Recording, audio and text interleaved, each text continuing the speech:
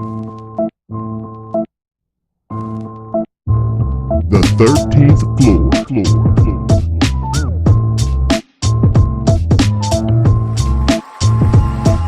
The 13th floor. Welcome, ladies and gentlemen, to the 13th floor, where the furniture isn't always the best, but the views are amazing. I am your host today. I go by the one they call Carol. They call me a bunch of other things too. The moderator is I don't know what he's taking, a sabbatical. I don't know what he's doing, but B Jones won't be with us for a little while. Just energy and strength for B Jones, doing a lot of stuff. They're in the home stretch of dental school. So good luck to B Jones and Chris, and we look forward to you getting back. My crew today, though, I got the originals today, basically. Foundation, baby. Yeah, I got the foundation of the group in here. So Faison, what you got going on today, sir? Oh man, been a good long weekend. All the plans I had put in place, all failures, meaning I got nothing done that I wanted to get done. Two boys, family, wife, in-laws, life happens. So it's all good. Yeah, I know that feeling. Actually, maybe I don't, because you got more boys than I do, and you got your in-laws with you too. So good luck with that. Thank you. Thank you. I got the other Jones that's still in the house. Brian Jones, what's up, sir? All good, baby. Here and ready to go. Been a crazy weekend, but hey, we here. Time change has messed with my body. But yo, it's a good day in Zamunda. Let's go. It's a beautiful day. Nice. And of course, it wouldn't be a show without our man, our resident DJ, our resident entrepreneur ninja, Barry B. Fresh. What's going on, sir? We are here. We are fresh, baby. We're ready to get it. New controller, so I've been practicing some new moves. But we ready, baby. Let's get it popping. Nice, man. Cook it up, baby.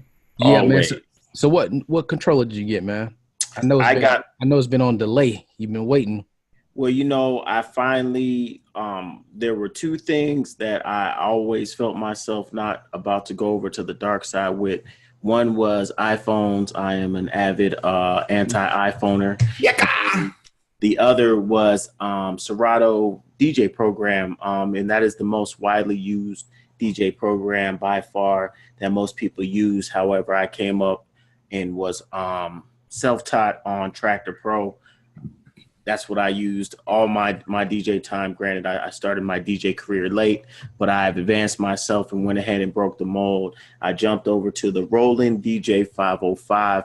It's a pretty dope controller. It also has every Roland drum machine built into the DJ controller that then can sync with whatever music you are playing. So I've been doing a lot of playing around and discovering how to make that happen and to enhance my mixes. But it's been a fun time. The learning curve has been very interesting, but I feel that I'm getting over the hump. That's what's up. So for you non-DJ, non-technical folks out there, basically he got a more versatile controller that will allow him not just to play music, but also make music. So we look forward to what you're putting out, bro. Where can people find your mixes? As always, anywhere you search for Barry B. Fresh, you will find the freshest one. So you can go to SoundCloud, Mixcloud, Facebook, Instagram, wherever you gram. I'm there. I'm ready. I'm happening.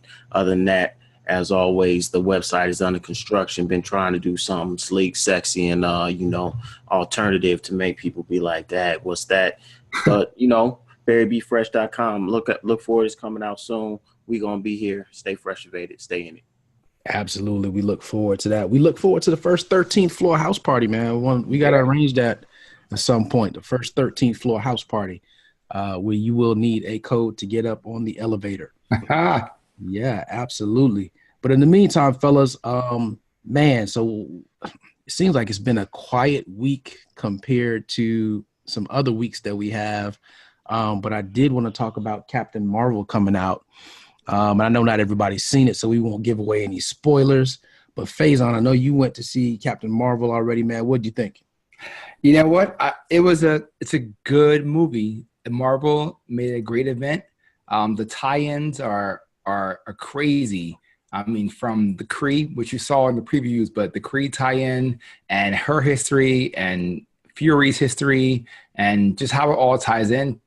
It's just a good movie. It reminds me of like watching the original Ant-Man. Sorry, not Ant-Man. The original Iron Man. Like kind of how it just starts it off. You're like, oh, okay, cool. This is the beginning of a saga. But then you watch movies later on, and you'll look back and go, oh, that happened in Iron Man. It's going to be that kind of movie. So it really helps tie in like the rest of the entire platform. It does so far. Did you say Creed is tied into this movie? The Kree. The Kree. Yeah. Oh, okay. Kree is an alien race. Yes. Okay. Yes. Okay. I was just making sure. Okay. So it was. I mean, it's good. There's some really high points, some low points. I mean, the movie does all of it, and I think this is really the first time that there's been a female lead that's technically a female lead that doesn't need anyone to show her anything. And I'm going to compare that to Wonder Woman.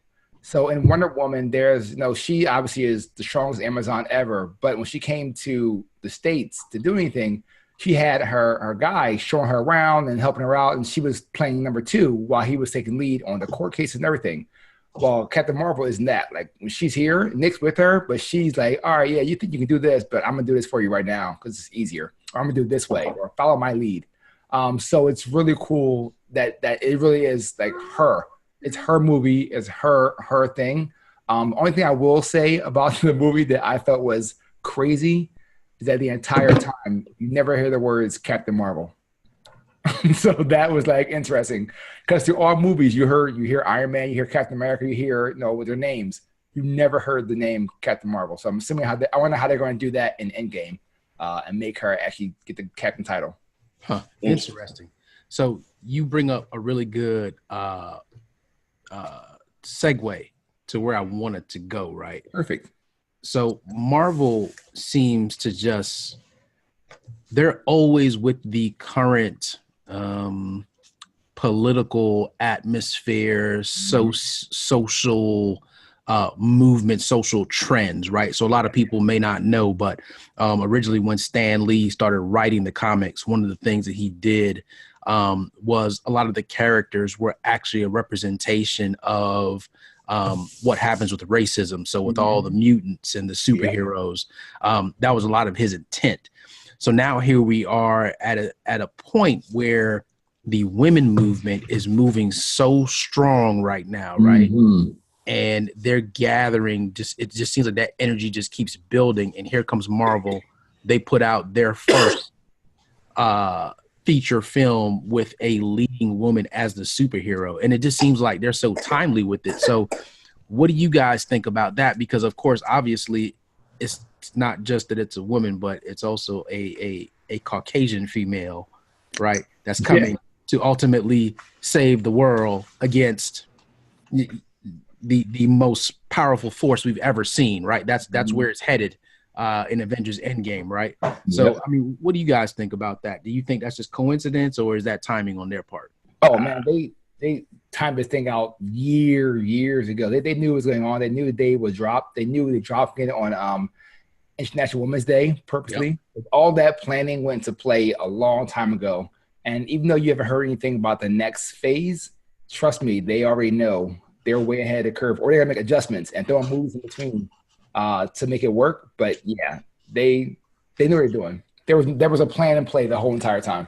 Well, I think yes, there's a plan in play, but I think they adapt very well, right? True. Like Wonder Woman just dropped last two years ago, when that was really more of when the Me Too movement was hot and really just boiling over and really gaining all that traction. I think that Marvel just does an amazing job of altering just enough to capture really to continue that wave, right? Because they had this plan. They knew this movie was going to drop around this time, for years, decades, probably. You know what I mean? But I think that they might have altered, like, you know what? No, we're going to drop it on Women's Day. Yeah. That, you know what I mean? It's like things like that they're very keen on being able to see and kind of check that tone. And just like with Black Panther, it dropped pretty much right Black History Month. You know what I mean? That it was And it got moved too. They Yeah. moved it twice to make sure. that all of this plays into the greater scheme, but they do a good job of capturing that pulse. I think that's why Marvel is so much more widely accepted and felt so much greater than the DC, level of comics in movies. Because if you look at even Black Lightning, they tried their hardest to really capture the Black movement now and what's going on, but everybody was like, it doesn't resonate. It's not worth it. They got canceled. It is canceled? Yeah. Oh, Black Lightning? Yeah, Black Lightning got canceled. When? I'm just shocked too. Yeah, I heard it got canceled. I unplugged the. Oh man, Black Lightning's still on, man. The Black- new Are you positive? Go ahead and check that. B. I'm Johnson. positive. I've been watching it. That look, just because it's playing right now does not mean that Cancel it's not next canceled. season. Yeah. Yeah, let's check that, man, because Oh man, that gets a heart as it's a blow, man. I'm because looking forward to watching the whole season. I heard because when I heard that Punisher in You mean Luke Cage is canceled? Power Man? Luke Cage is canceled. Yeah, Punisher Luke is Cage canceled. got canceled. Yes. Yeah, yeah. Yes, but Punisher got canceled as well. But Yeah, yes, yeah. along with all of that string of all of those different, one of those things I heard as well was Black Lightning was canceled. Dang. Wow, that's crazy. Well, there because- was never the real tie-in either. They didn't do the tie-in with you know how you used to do the Arrow, Flash, all the big tie-ins. Yeah, it's never got the crossover. Yeah. No other, none of their other DCs have been there yet. Well, no, what I was gonna say is that in the beginning of this season, Black Lightning was actually their most successful CW show. Really Yeah, interesting. Quite surprisingly. out, Yeah. of the superhero ones. Yep. But yeah, man. I'll So, look it up, but I don't know. I thought I heard the same thing. I never confirmed it though. man, you guys just gave me disappointing news, man. We got Right? I know. I'll find out by the time we get off. Yeah, this keep rolling. We're gonna have to end the podcast because It's Fade of Black. yeah, fate. Yep, we're out. Nah, let's keep it going, man. But yeah, man, that's just crazy, man. I just thought the timing of that was so key. And then when did International Women's Day start? Like, it's just another one of those days now. It's just like, oh man, I didn't even know that was a thing. Well, I think the internet and really I would say Instagram and memes have done such a successful job of making you a lot more aware of all of these various days that are happening every day. And yes, I do not recall when I was younger celebrating having a National Women's Day. This is another total just side brain fart that I had earlier. Do you remember the song "The Farmer in the Dell"? The farmer in I listen to it all the Right. time. There's Every day. verses to it right now. Yep. I'm thinking when I was younger, I do not recall if the farmer was ever a female, and then I do not recall if with the female farmer, if we ever said the farmer takes a husband instead of the farmer takes a wife. No. I always remember the song was the farmer Yeah. takes the wife. It's still The now. farmer takes the It's still wife. now. Yeah. So we were letting the girl was still taking a wife. The Or farm was it always a man, boy farmer? it's always a man farmer taking a wife. The farm, yeah. I don't know. That was just a crazy thing I was thinking about. And that was It's presumed as a male farmer, yes. Yeah. that's just horrible childhood, horrible. But Well, yes, that's the way that things were. You know, they were set that way. Things just, certain roles were given to certain people. unjustly. Yeah. Women can farm too. Listen, man. Everything is wide open right now. Everything is wide open, just the way it should be. It should be that way. Mhm. But man, you guys are doing a great job of doing segues to the next thing. So Oh man, this is good. Yeah. See, the original, the core. It's the core. it's the core group. Yeah. So real quick, Of course, the United Nations began celebrating 1970 every year on March 8th, but it started in Russia in 1917. All right, say that one more time for the people, man, because you kind of broke up a little bit. I want to make sure the people get the knowledge where they need it. So after women gained suffrage in Soviet Russia in 1917, every year March 8th became national holiday there. The United Nations adopted it and began celebrating it the same day, March 8th, every year in 1975. boom. Nice. That's what's up, man. All right, there it is, people. There's the facts. You know, we like to put the facts out there. We don't like to just assume anything on the 13th floor. And as my man Joe Madison says, we like to put it where the goats can get it. Yeah. Nice. All right. So fellas, so let's talk about that transition to something that I think it's gonna be an interesting conversation, man. I wish we had the rest of the fellas, but one of the things that came across me this week was the concept of the American melting pot. And is it truly a melting pot, right? Because let me go back. So for the listeners out there, every once in a while, I dabble in the culinary arts, right? One of my very early things that I like many people, and don't act like y'all have never done it. I used to be one of those people that used to walk around the food court in the mall and get as much bourbon chicken samples as I could get. Right. Bourbon chicken, teriyaki chicken. Right. Orange chicken, all that good stuff. Don't act like you guys didn't do it. Many a times that was our meal when we were in college. We would go to the mall food court, Dayland Mall. Shout out to Dayland Mall. Yep. But one of the first things that I wanted to dabble in and learn how to do was make bourbon chicken for myself. And I remember the very first time that I did it, I was reading the recipe, I'm making the chicken, and it said that you needed to have 1 part bourbon. Well, not being a culinary chef, I didn't really know what 1 part bourbon meant. So I assumed that meant a cup of bourbon. Ooh. Yeah. That's a whole lot of burgers. Yeah. So it is Drunken chicken. Everybody came back for 15th on that place. chicken I ever had. Listen, that's actually somewhat true. So shout out to the Jolly family, specifically the Jolly girls. I was in Virginia. Vivian was home. Her sister and a couple of their friends came over and we cooked. And I made this bourbon chicken. And I was thinking, man, this thing smells strong. But my roommate was like, "No, man, once you put it in the heat's gonna make it burn off." So all we had was bourbon chicken was white rice, and needless to say, we didn't have any alcohol, but people were drunk because of the bourbon chicken, right? So when I think about this American melting pot, it seems to be very similar, right, to my pot of bourbon chicken, because you got a whole bunch of people in this pot, but it seems like there's one ingredient that seems to be overpowering the whole pot.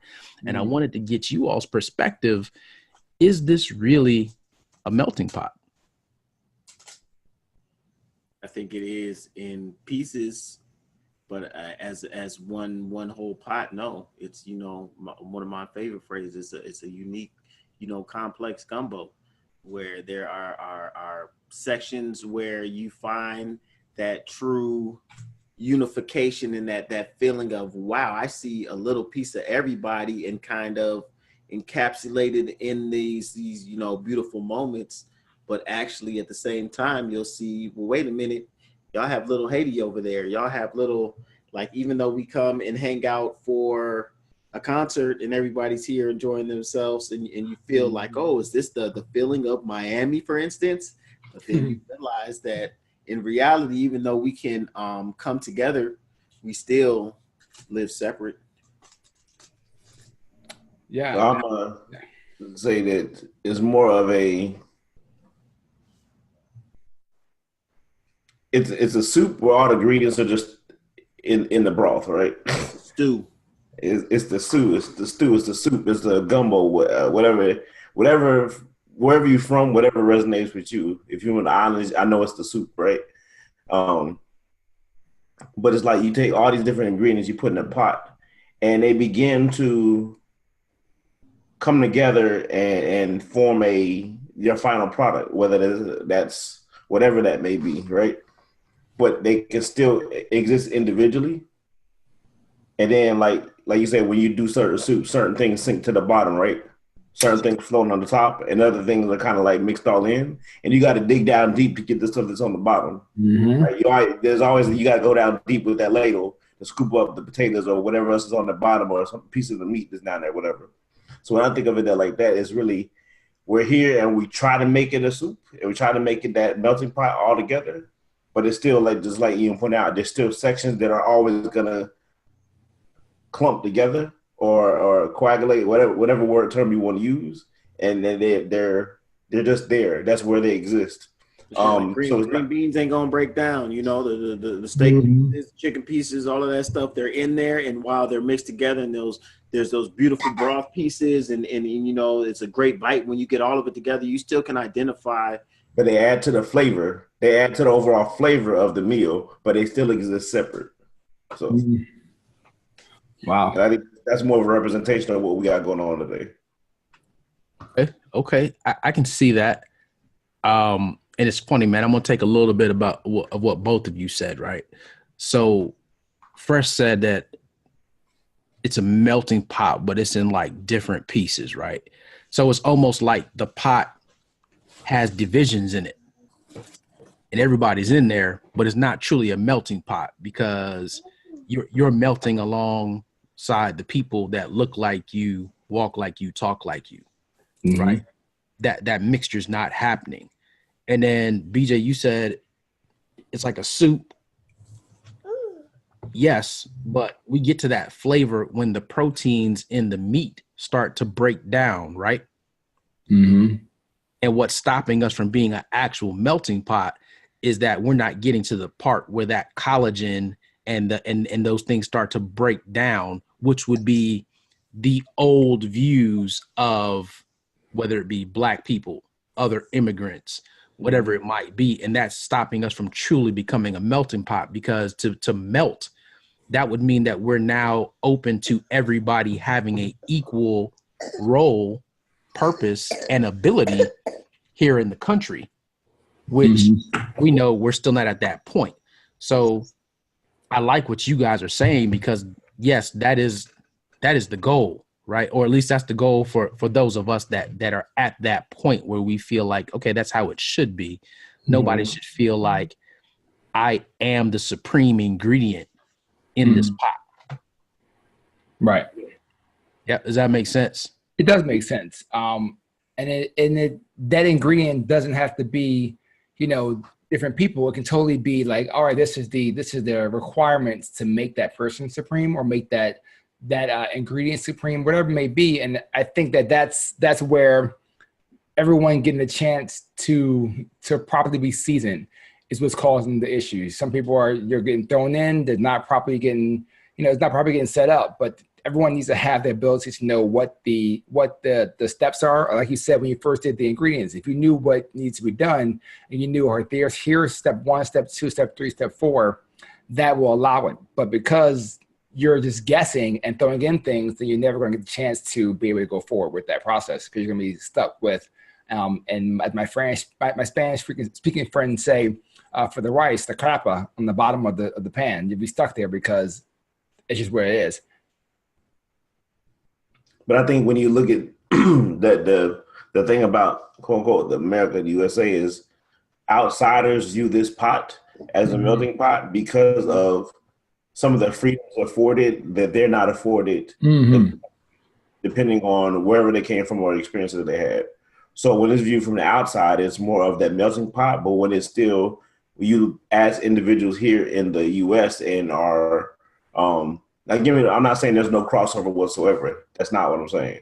But in the big scheme of things, especially how it plays out in today's society, if you look at the news, if you turn on the news and just watch one night, right, you can see that we're not a melting pot anymore. We're not coming together and fusing together for that one good cause, for that one great batch of whatever we're making.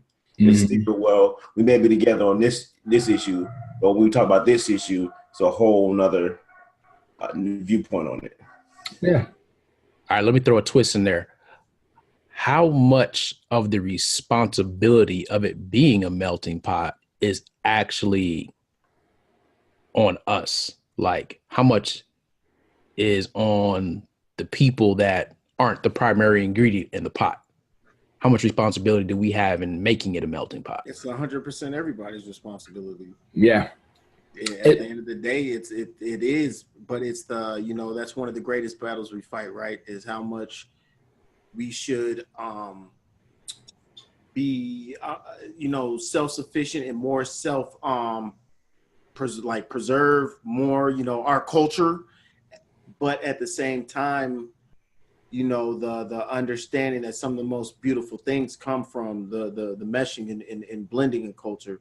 And so it's hard trying to find that balance, not just as a person, but then, overall, like, how do you create the ability to keep awareness of community and your history, however, not alienate or to create that divide that then, has people, turn it from an experience into, an altercation, right? To where it becomes that, oh, you are too prideful. You are too, you're too culturally involved, which is an oxymoron in a sense, right? For people to be so upset that you are so prideful and accepting and loving of your culture, and then to take such offense to it, like, how dare you, and to say things like, oh, well, you should go back to Africa.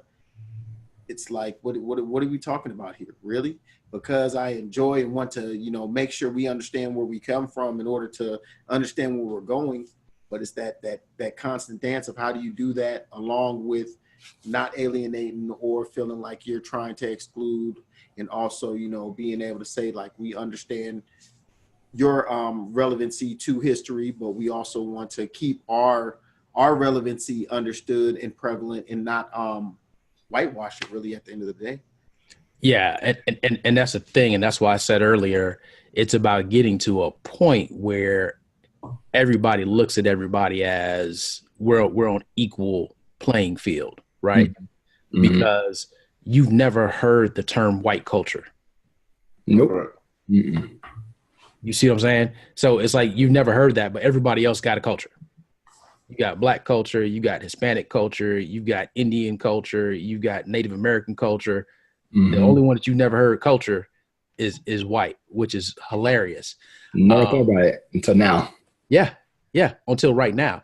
So I like what I think, Fresh, you said it, is that everybody kind of has to hold on to their cultural roots, because otherwise it can get whitewashed. And I use a better term, assimilation, right? We think that we have to assimilate in order to be successful or to be a part of the American dream. Yeah.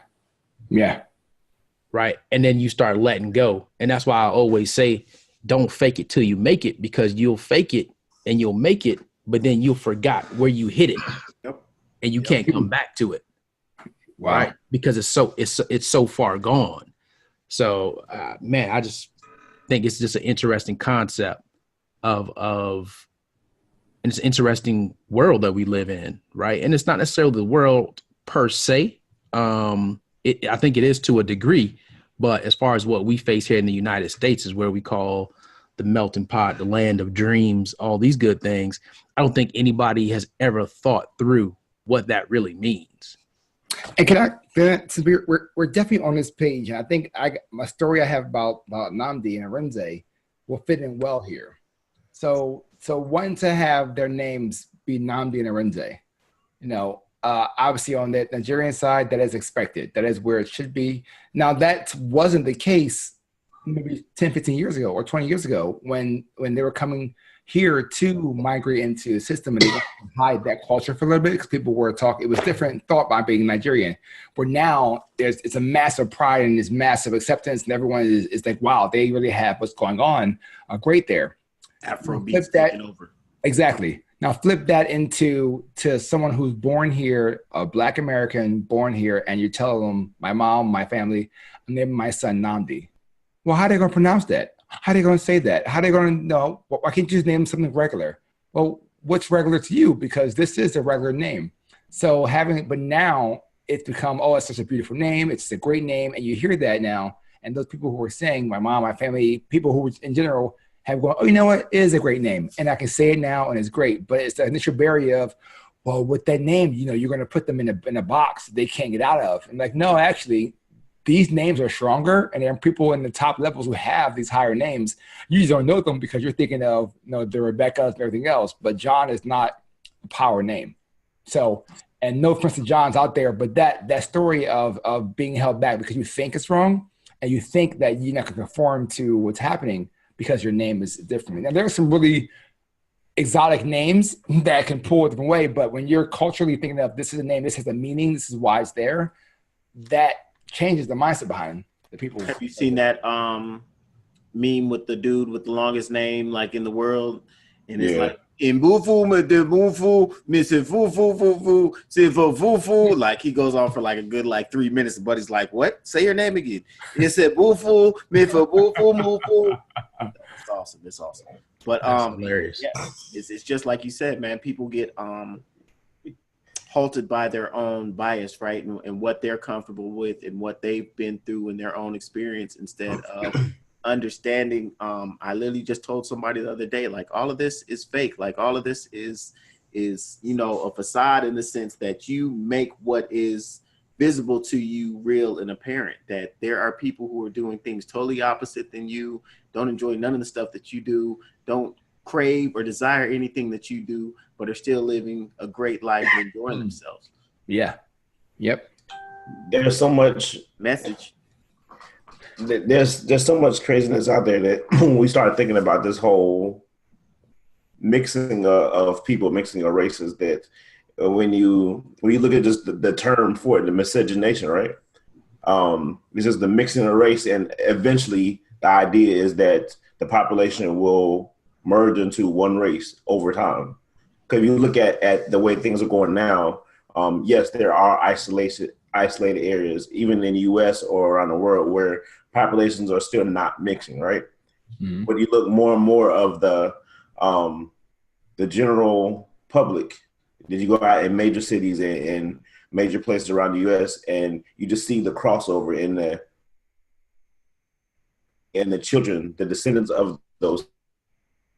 So the idea is that eventually I don't sound cliche, but love is going to conquer all, right? Mm-hmm. Yeah. If I find somebody that I love, it doesn't matter what they look like, what their background is.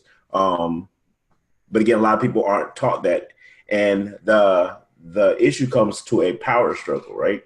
So those people in power, those people that have been historically in power or making the laws or making the rules, are in fear of losing that power or losing that struggle. So all these things, what Ian just said is facade, that's what brought it back up in my mind, that these things are painted and put out there for us to deal with and have a reaction to keep us separated. Mm-hmm. So we won't be coming together. Again, you can go many different routes with this, but the idea, that whole cliche of love will conquer all, technically, if you look at finding somebody for who they are and what they're about and take away all the other brick walls we put up around each other and in our communities, that technically we would eventually bleed everybody out and become one race. Back to an original race, where if you want to go historically and biblically, or historically, if you don't want to bring the Bible into it, whatever case you can go, you'll go back to one race breaking out to different parts of the world, and people developing their skin tone and beliefs based on the regions they were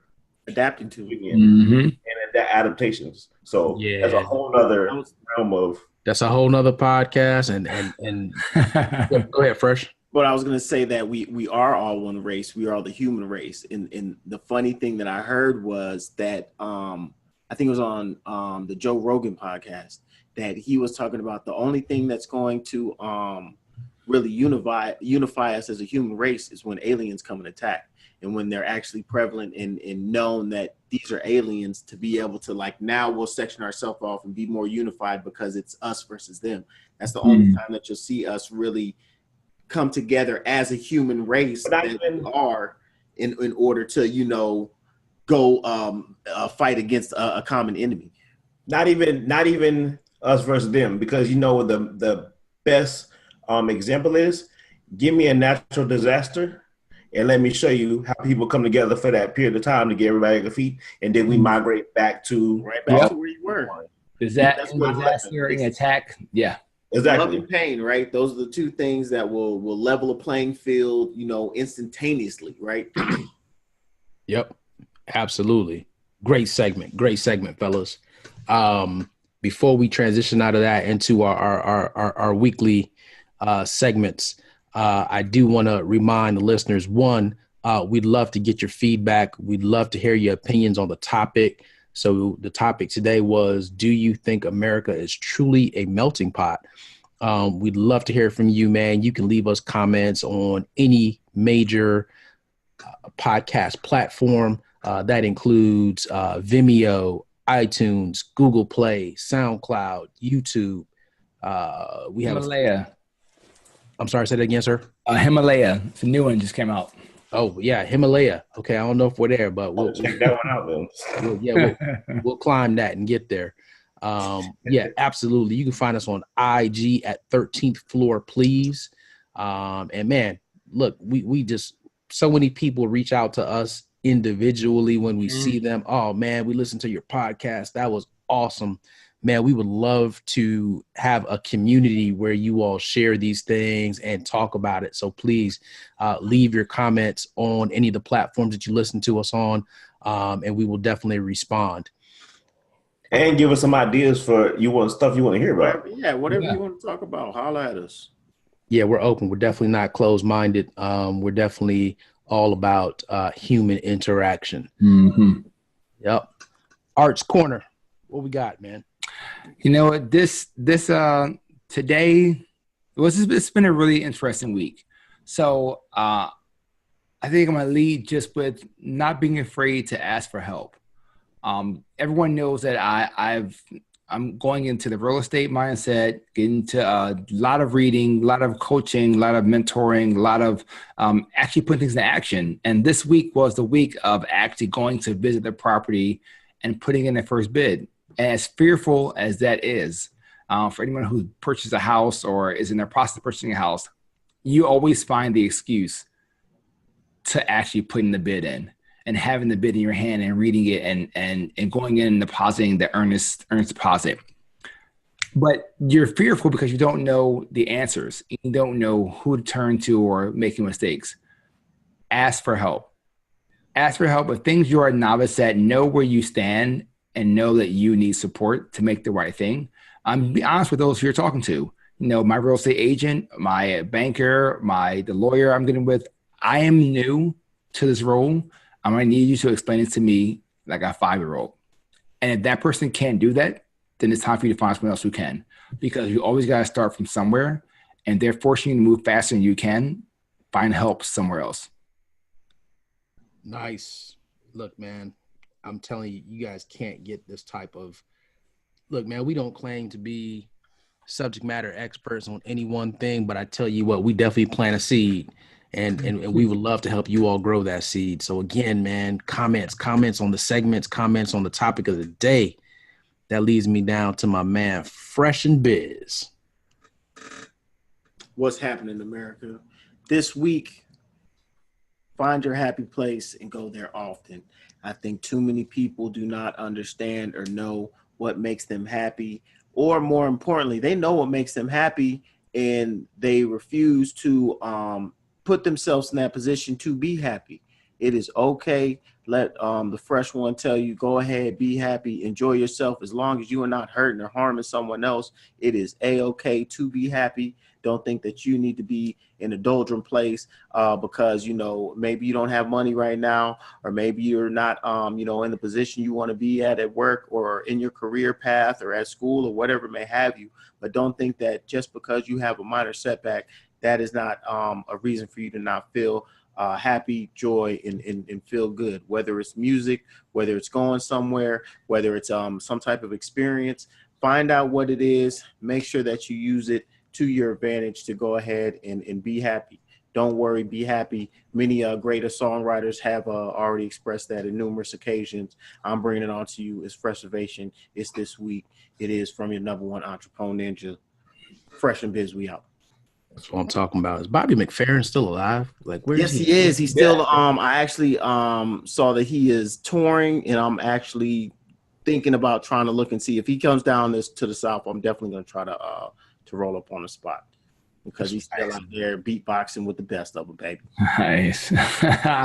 Nice. Mr. Jones Classroom, you got something for us today, or? Yeah, I got something real quick. So one of the things I was reminded this weekend is that I know we talk to our kids a lot. Those of you that are school age that are in like the testing grades, but even if they're writing, read what your kids write, okay, and listen to the voice that they have in their head that they're putting in the paper. I had a situation where I'm helping a group of kids, my own included, just prepare for the upcoming 5th grade Florida assessments. And so this past week we did a writing prompt. And I know they're working in school and I read some things and come home, but this is the first time I actually had them put it in a format that they've been taught and read through it. And I was amazed by the use of vocabulary and the stuff that I know they've heard from their mom and myself over the years, that they formed their own vibe. It was just amazing to read their paper and just read it from start to finish and flow. Yes, is it perfect? No. But it was great just to hear the voice. I'm a shout out my son Cameron, because this boy, he's quiet, right? He'll talk to you, but he won't go in detail. But his vocabulary use, his just way of just expressing himself came out in his writing. I was like impressed. So just again, if you don't really see it, give them a topic to write about. Let them write you a letter. Write about their day.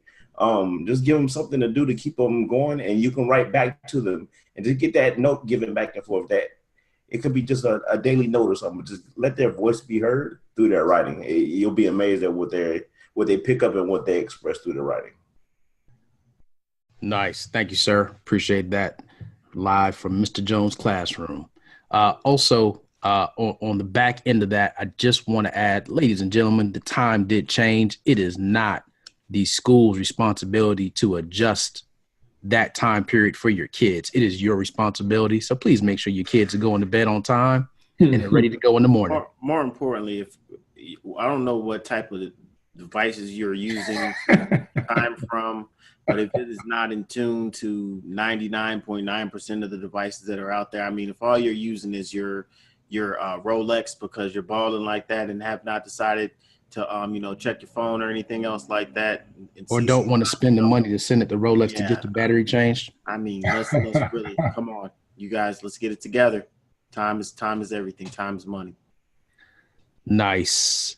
All right, fellas, I'm gonna close this thing out. Great show. My challenge, I think we're gonna call my segment Coach K's challenge. My challenge this week for the listeners, for the audience: be a great human before you are a great white person, a great black person, a great Spanish person. Because if you're a great human first, then that will filter down to everything else. There is no way that you could not be great at any of those other things if you are a great human being first. That's your challenge this week. Be a great human, do great human things. Oh, yeah. Yes. And we're out on the 13th floor. Wait, before we get there, fact checked. On January 31st, 2019, Black Lightning was renewed for a 3rd season. Stay tuned for more updates. Black Lightning is still around. Excuse me. You just made my night, man. Stay black, stay lightning, stay strong. Here on the 13th floor where the furniture isn't always the best, but the views are amazing. The 13th floor. Good stuff. The 13th floor.